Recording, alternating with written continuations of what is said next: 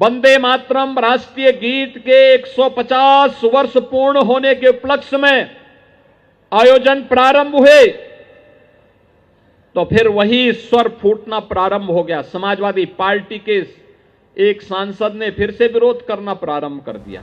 CM योगी का ये सीधा हमला सपा सांसद जियाउर रहमान बर्क पर है। यूपी में वंदे मातरम पर सियासत ने एक नया रुख अख्तियार कर लिया है। मोदी सरकार राष्ट्रगीत वंदे मातरम के 150 साल पूरे होने पर उत्सव मना रही है, लेकिन विपक्ष को ये उत्सव तनिक भी रास नहीं आ रहा है। सपा सांसद जियाउर रहमान बर्क ने वंदे मातरम के शब्दों को मजहब के खिलाफ बताकर गाने से ही इनकार कर दिया। रही बात जनगण मंगल हमारे देश का राष्ट्रगान है, हम सम्मान भी करते हैं और हम खड़े होकर के हम दिल से गाते भी हैं, लेकिन वो राष्ट्रगान नहीं है, राष्ट्रगीत है। और उसके लिए हमें कोई बाध्य, कोई हमें नहीं कर सकता, कोई हमें बाउंड नहीं कर सकता कि हम उसको गाएं।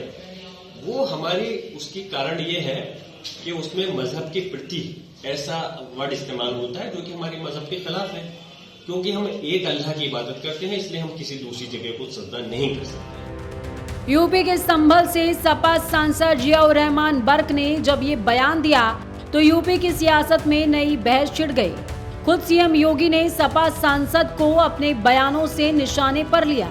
सीएम योगी ने सरदार पटेल की जयंती कार्यक्रम में शामिल न होने और जिन्ना को सम्मान देने के कार्यक्रम में शामिल होने को लेकर विपक्ष पर करारा प्रहार किया। ये वही लोग हैं जो लोग लौह पुरुष सरदार वल्लभ भाई पटेल, जो भारत की अखंडता के शिल्पी हैं, 31 अक्टूबर को सरदार वल्लभ भाई पटेल की जयंती के कार्यक्रम में शामिल नहीं होते, लेकिन जिन्ना को सम्मान देने के किसी कार्यक्रम में शर्मनाक तरीके से शामिल होते हैं। बहनों और भाइयों, हम सबको याद रखना होगा, अगर राष्ट्र के इन महापुरुषों को सम्मान न मिला, कहां जाएगा हमारा देश। सीएम योगी ने सोमवार को गोरखपुर में एकता यात्रा निकाली थी।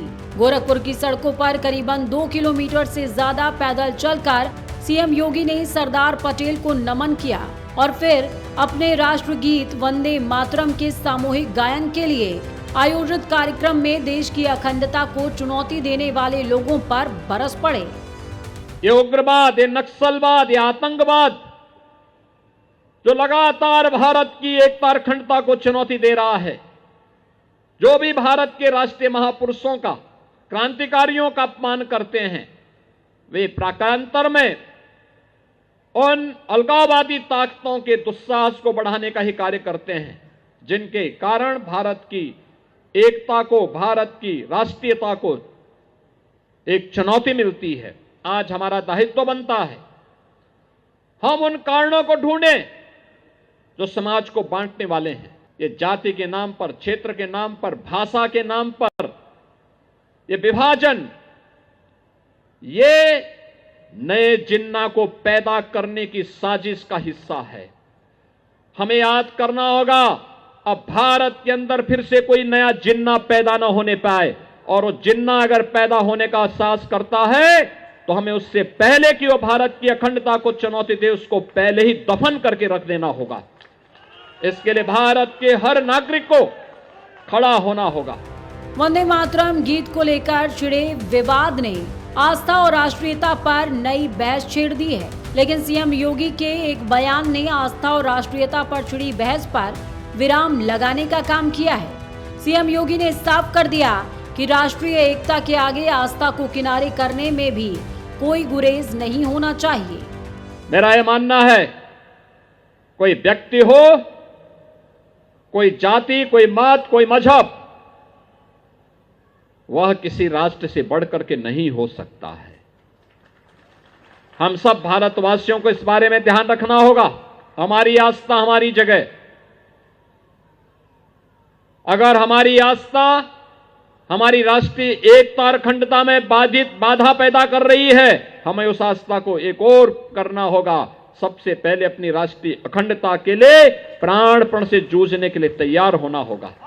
कुछ लोगों के लिए आज भी कुछ लोगों के लिए आज भी भारत की एकता और अखंडता से बढ़कर के उनका मत और मजहब बड़ा हो जाता है, उनकी व्यक्तिगत निष्ठा महत्वपूर्ण हो जाती है।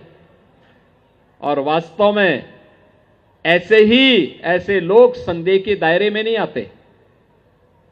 वंदे मातरम का विरोध का कोई औचित्य नहीं। सरदार पटेल की 150वीं जयंती पर यूपी सरकार सभी 403 विधानसभाओं में एकता यात्रा निकाल रही है। 25 नवंबर तक पूरे यूपी में ये यात्रा चलेगी।